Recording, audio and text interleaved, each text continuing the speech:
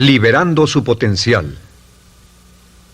Hablando de potencial humano, ¿alguna vez se han preguntado a qué se debe la gran disparidad de resultados y desempeño entre una persona y otra?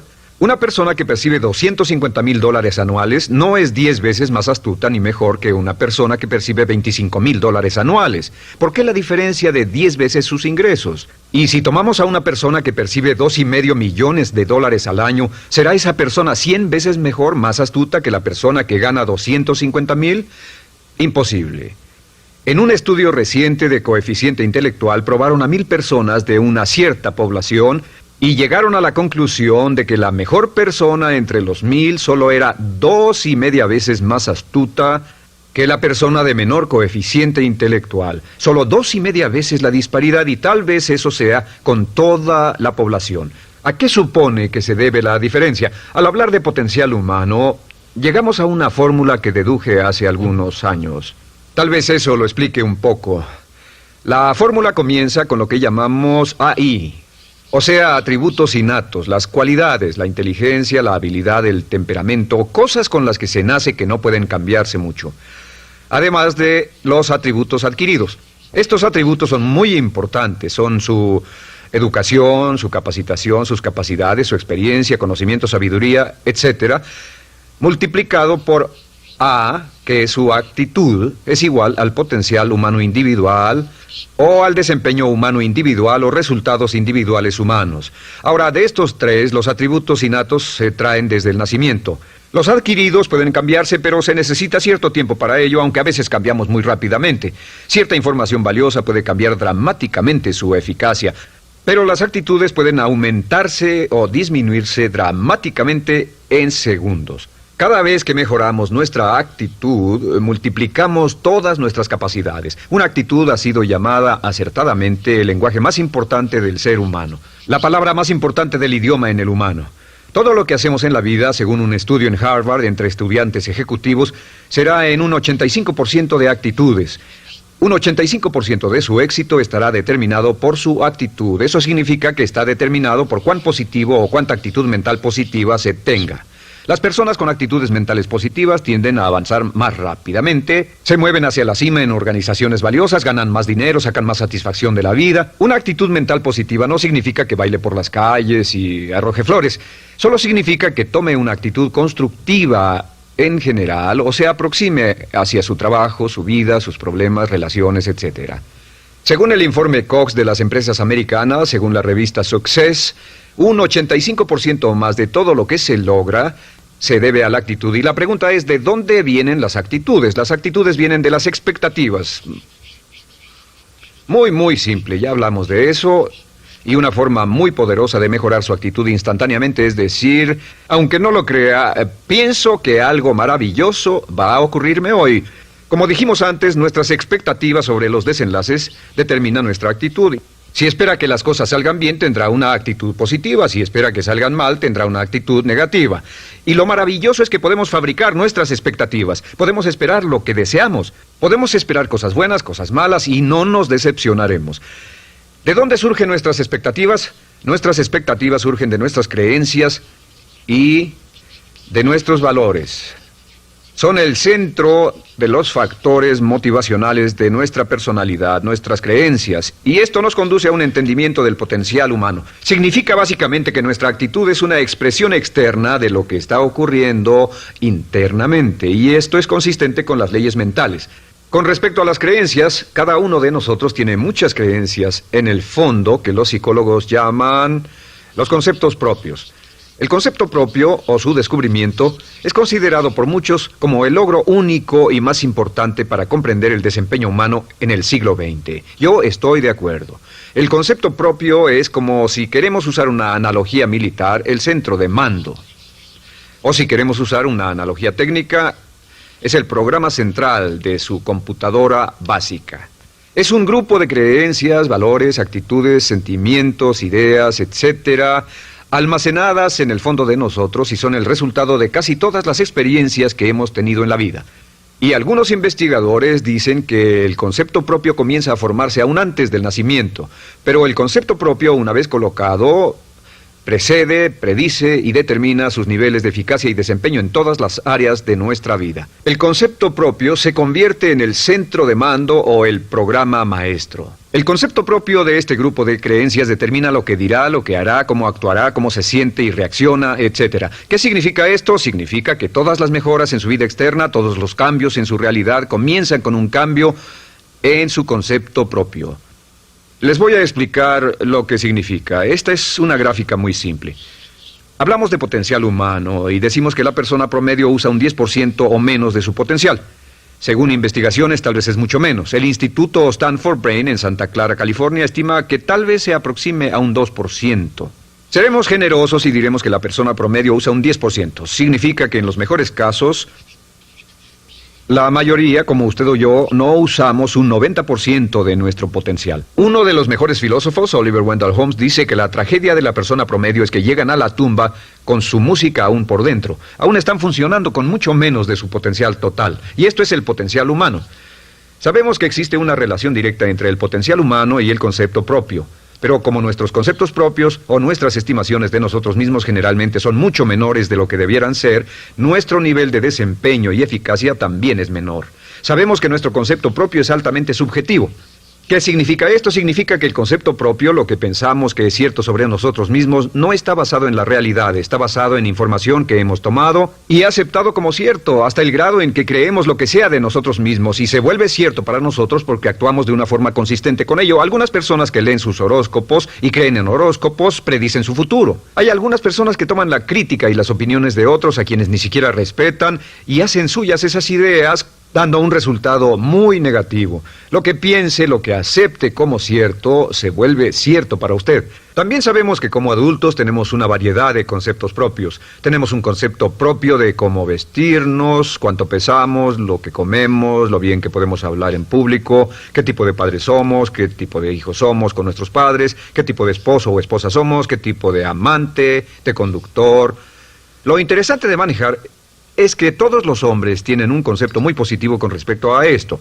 Las mujeres no entienden esto, pero los hombres nacen con un genio inherente para manejar. Todos los hombres son choferes excelentes. Si no lo creen, todo lo que tienen que hacer las mujeres que están viendo esto es pensar en la última vez que trataron de corregir la forma de conducir de un hombre y recordarán que no obtuvieron buenas respuestas. ¿Cómo respondemos ante alguien que desafía nuestro concepto propio, sugiriendo que no somos las personas que pensamos ser?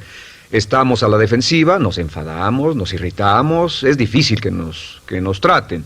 Tenemos un concepto propio de lo creativos que somos, lo inteligentes, lo rápido que leemos, lo bueno que somos en los deportes, y si practicamos una gran variedad de ellos, tenemos un concepto propio para cada uno de ellos. Tenemos un concepto propio de lo bien que cocinamos, de lo bien que educamos a nuestros hijos, de lo bien que limpiamos nuestra casa, los autos que manejamos, etc. Y también de lo que valemos por lo que ganamos. Es muy interesante saber que nunca ganamos más del 10% de nuestro concepto propio en ingresos. Nuestro concepto propio determina nuestro nivel de ingresos. Este nivel de concepto propio se llama zona de confort. Y aunque querramos más dinero, veremos que la tendencia humana natural de todas las actitudes es luchar por lograr entrar a la zona de confort y luego quedarnos ahí. Si ganamos un 10% por encima de nuestro concepto propio de ingresos, tendremos una necesidad imperante de deshacernos de ese dinero. Lo donaremos, lo gastaremos en forma extravagante y hasta lo perderemos si recibimos demasiado. Las personas que ganan la lotería siempre están quebradas a los 2 o 3 años. Queman el dinero porque ese dinero está más allá de su concepto propio. Si gana 10% o menos de su nivel de concepto propio, se descubrirá luchando, trabajará más duro, más tiempo, pensará en forma más creativa, buscará diferentes formas para aumentar sus ingresos o sus segundos ingresos. La única forma de mejorar cualquier parte de su vida, incluyendo sus ingresos, es aumentando el nivel del concepto propio de sus ingresos, comenzando a pensar en usted como si estuviera ganando más dinero. Si quiere bajar de peso, la única forma en que podrá lograrlo es pensando en que está delgado. Piense en usted mismo como una persona más delgada. Si quiere volverse una persona más popular, más amorosa, más feliz o más sana, comience a pensar una y otra vez en esas cosas hasta que se vuelvan parte de su nuevo concepto propio. Hablaremos de eso más adelante. Es una parte esencial de la programación de su mente hacia el éxito. Su concepto propio global está determinado por el promedio de sus conceptos propios en las áreas que considere importantes.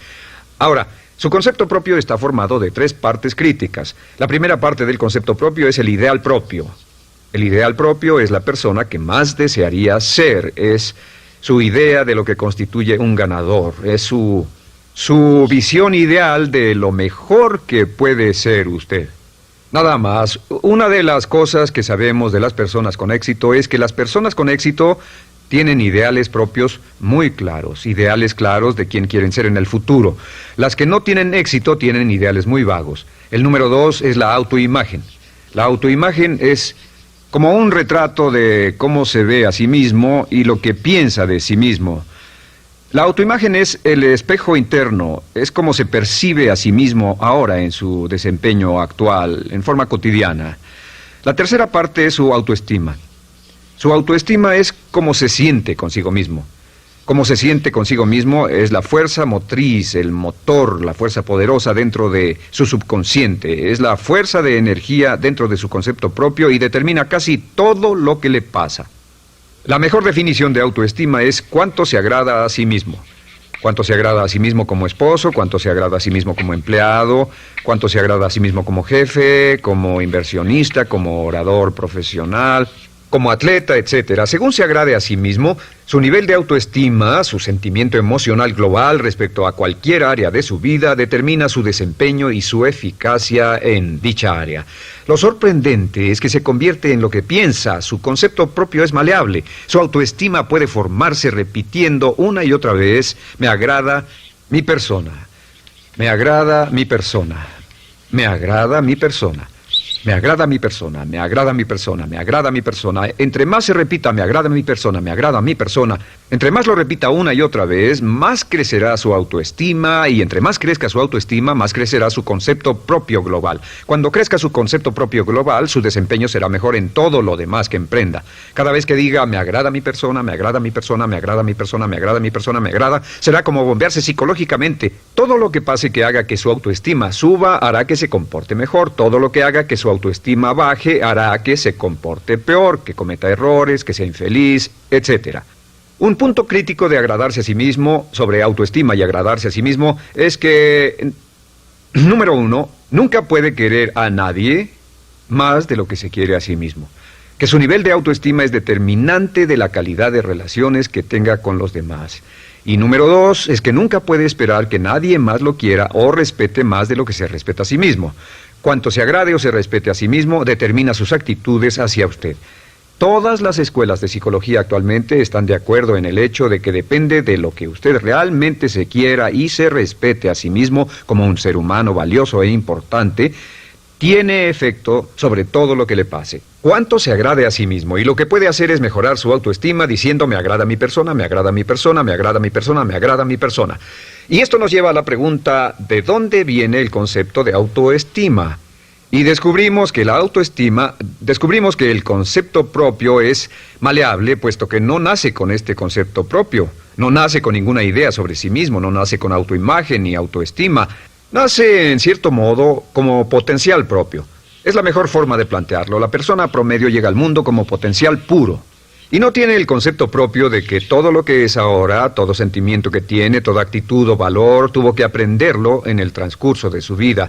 También sabemos que el niño llega al mundo con una necesidad imperante de amor y contacto. Y como una gran cantidad de investigaciones lo indican, necesitamos mucho amor y contacto durante toda nuestra vida, pero en especial durante nuestros años de formación, porque de niños aprendemos quiénes somos, cuánto valemos, si somos importantes, inteligentes, amorosos, chistosos.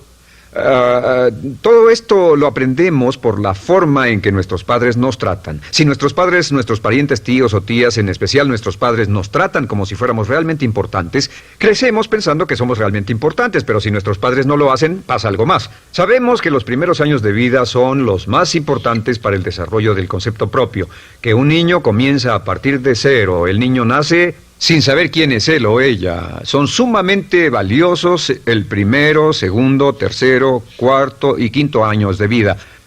Algunos psicólogos pensaban que eran los 5 primeros años, pero ahora dicen que son los 3 primeros años. En sus 3 primeros años de vida el niño aprende quién es y dicen que si se les da suficiente cantidad y buena calidad de amor en los 3 a 5 primeros años, los prepara usted de por vida. Los coloca en una base sólida de autoestima y confianza en sí mismos, valor e importancia realmente. Existe una relación directa entre la calidad y la cantidad de amor y el desarrollo de una personalidad sana. Entre más amor, amor incondicional, reciba un niño en sus años formativos, más fuerte será la base de su personalidad. El reverso de la educación es que casi todos los problemas de psicosis, neurosis, perturbaciones de la personalidad y problemas de comportamiento surgen de los problemas que se tengan con el concepto propio.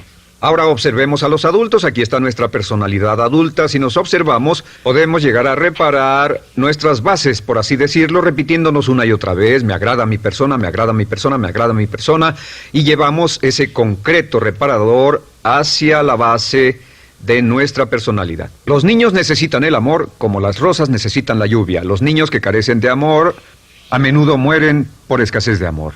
Es una enfermedad llamada marisma. Ahora, ¿qué más sabemos sobre los niños? Sabemos que los niños llegan al mundo con dos atributos notables. El primero es que no sienten temor. Los niños nacen sin temores. No temen a nada excepto a caerse y a los ruidos fuertes. Y esto se expresa en sus actitudes: yo puedo. Los niños llegan al mundo pensando que pueden hacer cualquier cosa, y quien haya criado a un niño hasta la edad de 3, 4 o 5 años sabe que debe pasar esos primeros años evitando que se maten, porque son como pilotos japoneses, porque no le tienen miedo a nada. Su segundo atributo es que llegan al mundo totalmente espontáneos. Dicen lo que quieren, hacen lo que quieren, son totalmente desinhibidos. Totalmente. Ellos no temen hacer nada de lo que desean, y esto se expresa en su actitud: no quiero. No tengo que hacerlo. Si ha tratado de controlar a un niño, lo habrá visto. Lo primero que dicen cuando comienza a darle órdenes, lo primero que aprenden es: no tengo que hacerlo. Claro, a veces cambiamos sus mentes de una u otra forma, pero estos son los dos atributos con los que los niños llegan al mundo. Llegan al mundo sin temores y desinhibidos. ¿Qué significa esto? Significa que nuestro derecho innato natural es no ser temerosos y ser desinhibidos. Y solo cuando podemos crear la misma situación en nuestra vida adulta, cuando no tememos y somos desinhibidos, nos sentimos a gusto con nosotros mismos. Las mejores organizaciones, las mejores compañías son las que crean un ambiente donde nos sentimos sin temores y sin reservas para ser nosotros mismos y para hacer lo mejor de nosotros. Al crecer descubrimos que los niños aprenden de dos maneras. La primera es por imitación. Imitan a uno o a ambos padres, en especial al padre dominante. Algunas veces el padre dominante cambiará cuando crezca el niño, y a veces los niños imitan al padre, a veces a la madre, pero aprenden por imitación. Muchas características y hábitos que tenemos como adultos los aprendimos de nuestros padres. ¿Alguna vez ha tenido la oportunidad, ha tenido la ocasión de gritarle o reñirle a uno de sus hijos? Verá que le dice las mismas cosas que le dijo su padre a usted cuando era niño. Así que imitamos. A veces imitamos su caminar, a veces su forma de hablar, a veces imitamos sus valores, sus creencias, etcétera, aunque esos valores y esas creencias no tengan ningún valor. ¿Por qué? Porque nuestros padres eran así cuando nosotros éramos niños. La segunda forma en que aprendemos es pasando de la incomodidad, lo que no se siente bien, hacia la comodidad. Freud llamó a esto el principio del placer. O sea que nos movemos hacia aquello que nos hace sentir cómodos, lo que nos da placer, lo que nos hace sentir bien con nosotros. Nos movemos de la incomodidad hacia la comodidad. Así es como aprendemos a no mojar el pañal, por ejemplo. Sabemos que no es agradable caminar con popó o pipí en nuestros pañales. Vemos lo que hacen nuestros padres, vemos lo que nuestros parientes hacen y decimos: estas personas no hacen lo que yo. Así aprendemos a caminar y lo demás. Así que de la incomodidad hacia la comodidad. Durante toda nuestra vida, por cierto, así es como aprendemos. Imitamos leyendo lo que otras personas hacen, estudiando libros y en el trabajo, imitamos cuando vamos a la escuela, y hacemos lo que nos da resultados positivos, lo que nos da refuerzos positivos, y hacemos cada vez menos las cosas que nos causan incomodidad o dolor. Ahora, muy temprano en la vida, como equivocación o como resultado de una equivocación que los padres cometen en la crianza, los niños comienzan a aprender hábitos y patrones negativos. Los patrones y hábitos negativos tienen sus raíces principalmente en la crítica destructiva. La crítica destructiva comienza muy temprano en la vida, a veces en los primeros meses. Y la crítica destructiva la usan los padres para dirigir y controlar a sus hijos. Desafortunadamente, tiene un efecto muy peligroso y dañino sobre nosotros, ya que la crítica destructiva tiende a minar la integridad de la personalidad del niño. Muchos de nosotros, incluyéndome a mí y a muchos de ustedes, nos hemos visto minados y heridos por la crítica destructiva más que todas las guerras en la historia. Ahora, como resultado de la crítica destructiva, comenzamos a desarrollar hábitos y patrones negativos. Los patrones de hábitos negativos son respuestas condicionadas hacia los estímulos. Los patrones de hábitos negativos se desarrollan en los inicios de la vida. Se desarrollan como resultado de una repetición del temor y el dolor una y otra vez. Se desarrollan como resultado de la crítica destructiva, el castigo físico, etc. En los inicios de la vida comenzamos a desarrollar dos manifestaciones que nos persiguen durante toda nuestra vida y más que ninguna otra cosa inhiben nuestro potencial. La primera es la llamada patrón de hábito negativo inhibido. El patrón de hábito negativo inhibido se aprende cuando al niño le dicen una y otra vez no. Aléjate de ahí, no toques eso, y se le castiga. Cuando el niño intenta algo nuevo, o se involucra con algo, o huele algo, o derrama algo, o rompe algo accidentalmente, el padre estalla y se enfada mucho. Como ven, el niño está impulsado por la curiosidad insaciable de explorar su mundo. Y lo que pasa es que cuando lo explora o se interesa y echa a perder algo, si el padre reacciona golpeando al niño, el niño comienza a pensar cada vez que intento algo nuevo, cada vez que intento algo diferente, cada vez que voy más allá de mis límites, cada vez que me salgo de mi zona de comodidad, cada vez que no juego sanamente, me golpean, me castigan, me lastiman, me envían a mi alcoba y me siento mal. Y muy pronto el niño desarrolla el sentimiento de no puedo, no puedo. No puedo. Cada vez que trato algo diferente, me castigan. No puedo, no puedo, no puedo. Es como la respuesta de Pavlov. Pavlov sonaba la campana y le daba de comer a un perro, y el perro salivaba, y Pavlov alimentaba al perro. Mientras sonaba la campana, el perro salivaba y siguió haciendo eso, y después Pavlov solo sonaba la campana y el perro salivaba. Lo que pasa en la vida adulta es que esto crea lo que llamamos temor al fracaso. El temor al fracaso es una respuesta condicionada a un proceso de crítica destructiva que ocurre en los primeros 5 o 6 años de la vida. El temor al fracaso automáticamente nos activa, nos sentimos ansiosos, tensos, intranquilos, sentimos presiones y estrés en nuestro plexo solar, sentimos ganas de retirarnos del evento, y el temor al fracaso es la razón principal por los fracasos en la vida adulta. Es la razón principal por la que evitamos cumplir plenamente nuestro potencial. De hecho, todos los patrones de hábitos negativos se experimentan en el cuerpo físico. Puedes saber cuál es un patrón de hábito negativo porque se siente en el cuerpo físico, precisamente. El patrón de hábito negativo inhibido, el temor al fracaso, el no puedo, ocurre primero que todo en el plexo solar. ¿Ha tenido la ocasión donde debe hablar frente a un grupo, debe ir a una revisión de su desempeño o debe hacer una llamada determinante? Primero su plexo solar se aprieta. Si el temor continúa, su respiración se acelera. Su corazón comienza a latir apresuradamente, su frecuencia respiratoria aumenta y le duele la cabeza como migraña en la parte frontal, su garganta se le cierra y no puede hablar y se le seca la boca por completo, y como se pone tan tenso y asustado, va corriendo al baño. Estas son todas las manifestaciones. No hay peligro físico, pero sí peligro psicológico, una respuesta condicionada. Cuando sentimos estas cosas, la tendencia es retirarse de la situación que las ocasiona, y es la razón por la que no logramos mucho si retrocedemos. Es muy importante. El segundo patrón de hábitos negativos es el compulsivo. El patrón de hábito negativo compulsivo se aprende cuando a los niños se les dice una y otra vez: más vale que lo hagas. Si no lo haces, tendrás problemas o me las pagarás. A los niños se les convierte en recipientes del amor condicionado. Los padres no intentan hacer esto, pero lo que hacen es sugerirle al niño: no te amo, por lo tanto no estás a salvo, a menos y hasta que hagas lo que yo quiero. El niño crece sintiendo: tengo que hacer lo que quiera mi mamá. Debo complacerla, debo complacer a papá, debo complacer a los demás, debo complacer a mis parientes, y a veces debo complacer a mis semejantes, debo complacer a mis maestros, debo complacer a todo el mundo, y crecen con esto: debo.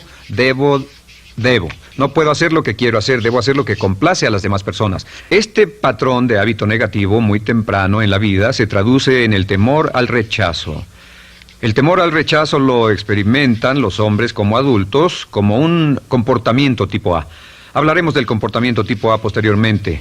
El comportamiento tipo A es una necesidad compulsiva o excesivamente compulsiva de complacer de algún modo a alguien sin normas de comportamiento, prácticamente sin pensarlo. El temor al rechazo nos impulsa, nos hace muy sensibles a las necesidades de los demás. Hacemos cosas que otras personas quieren, no hacemos lo que nosotros queremos. Siempre estamos tratando de complacer a los demás. Tenemos preocupaciones o nos importan las opiniones, sentimientos y actitudes de otros hasta el punto donde ocultamos nuestras necesidades.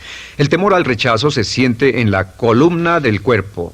Se divide el cuerpo a la mitad y se siente hacia abajo en la mitad posterior del cuerpo. El primer lugar donde comienza a sentirse el temor al rechazo es generalmente en los hombros y el cuello. Nos sentimos entumidos, duros, tensos. Cuando tenemos mucho que hacer sentiremos un estrés tremendo en la columna. Los músculos se estiran en la parte posterior.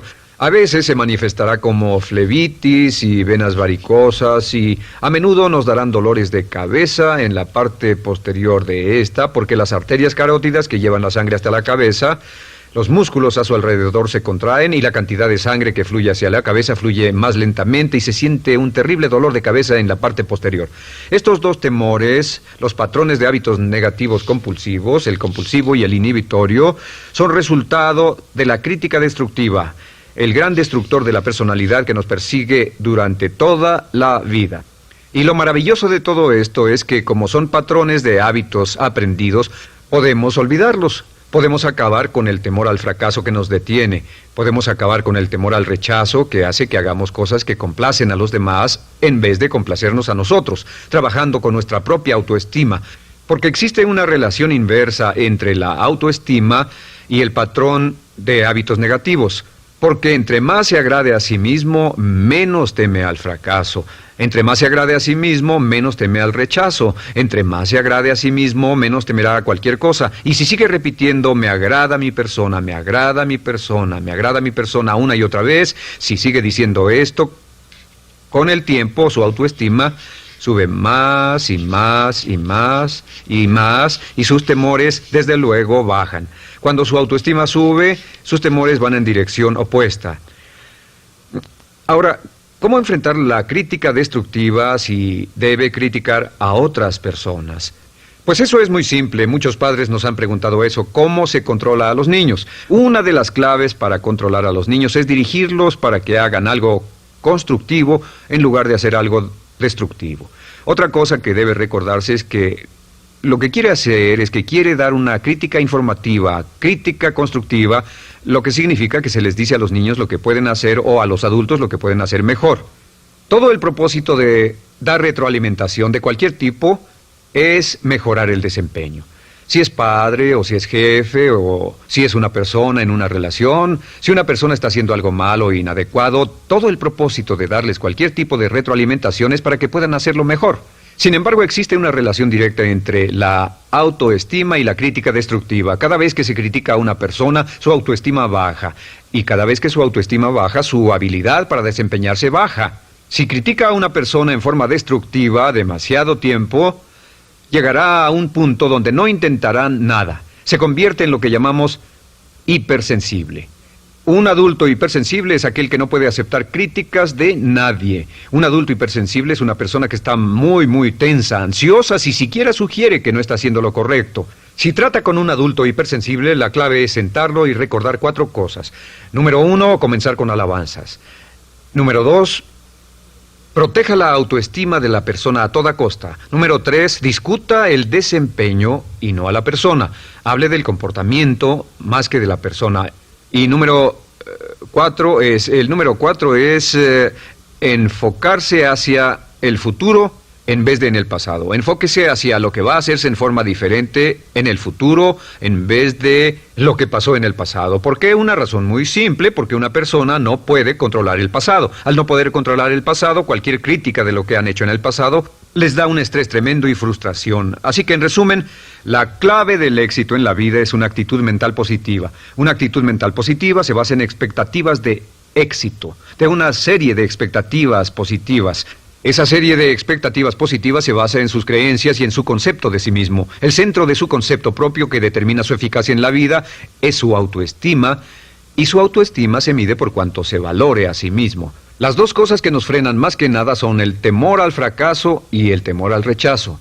Y uno de nuestros secretos centrales de éxito es este: Conviértase en un organismo generador de autoestima perpetua. Haga continuamente cosas para usted mismo, hacia sí mismo en su vida, que hagan que se agrade a sí mismo, que se ame, que se acepte, que se respete, que hagan que se sienta fantástico con usted mismo.